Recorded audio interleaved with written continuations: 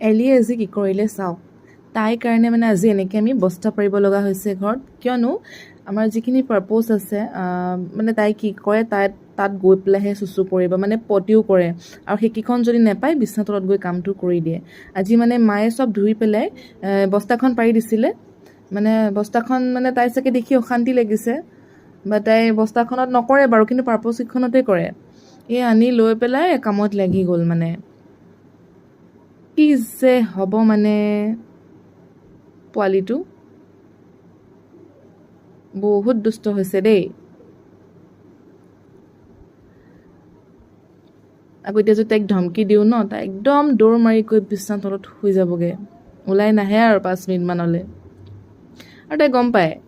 তাইক যদি মাতিলোঁ এলি এনেকৈ অকণমান খং কৰিলোঁ তাই গম পাই যাব এয়া মায়ে কিবা কৈছিলে কোৱাৰ কাৰণে একদম চুপচাপ শুই দিলে সেইখিনিতে কিন্তু মই যদি কওঁ সেই জেগাত নাথাকে তাই মানে একদম দৌৰ মাৰি বিছনা তলত সোমাই যাব